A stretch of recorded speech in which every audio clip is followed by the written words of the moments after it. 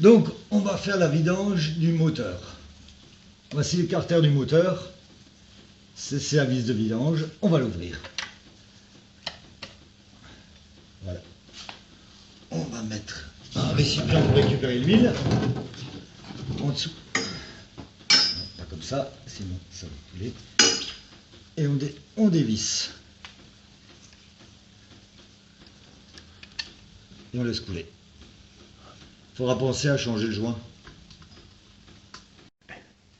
Voilà, alors après avoir changé le joint de la vis de vidange et que le carter soit bien vide, on remet la vis. Et voilà. Et c'est fini, il suffit de resserrer la vis avec une clé de 17. C'est bien celle-là. Voilà. C'est bon.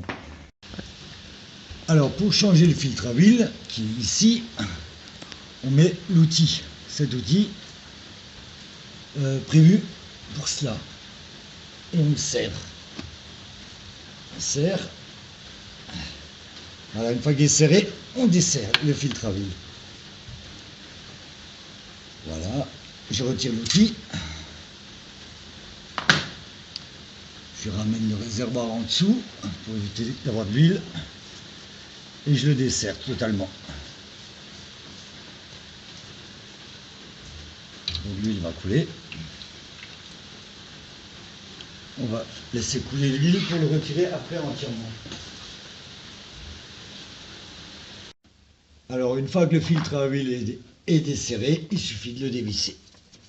Alors on le dévisse, voilà. On le retire.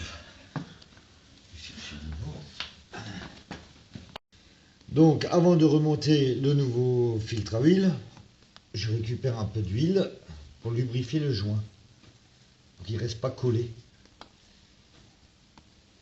Voilà, je lubrifie juste un petit peu le nouveau joint et on va revisser le filtre.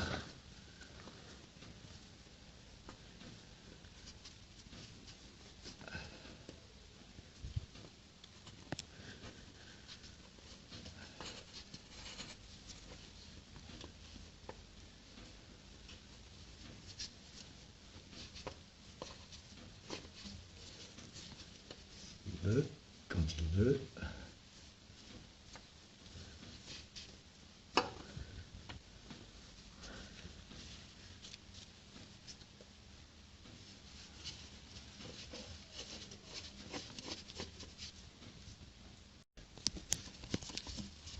Voilà, et maintenant on le resserre.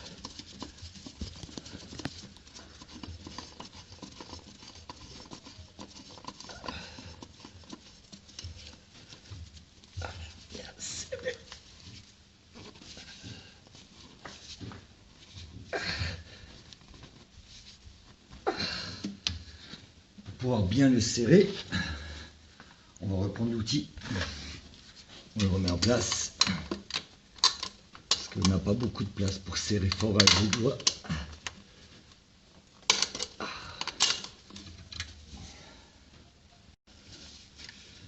Voilà, je le resserre ici.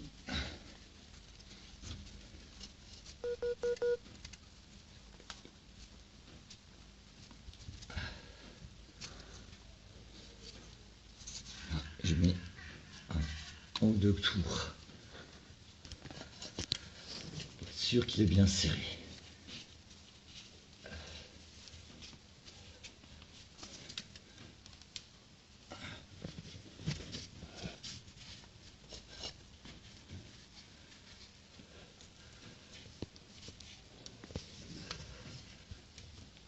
Voilà, c'est bon. Voilà, alors une fois que la vis de vidange est mise en place, le filtre à huile est mis en place, on peut procéder au remplissage. C'est ici. On dévisse. On prend un entonnoir pour éviter d'en mettre partout. Et on verse l'huile correspondant au véhicule. Et c'est marqué normalement dans le guide d'entretien ou sur internet, vous trouverez. Donc une fois qu'on a fini le remplissage et mis la quantité adéquate, on rebouche, on met le bouchon quoi. On serre et on vérifie encore une fois si le niveau il est bon. On essuie, on met dedans, on ressort et ça ne doit pas dépasser le niveau maxi qui est ici, l'huile.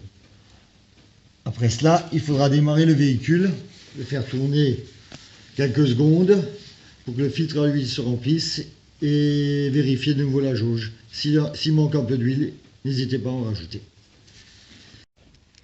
Donc, après avoir démarré le moteur pendant 30 secondes, 1 minute, il faut toujours revérifier l'huile, le niveau d'huile. C'est toujours la même procédure. Et là, on voit, c'est parfait. Il ne faut pas que l'huile dépasse le niveau maxi et il ne faut pas qu'il soit en dessous. Voilà, donc maintenant, c'est parfait. On peut rouler avec.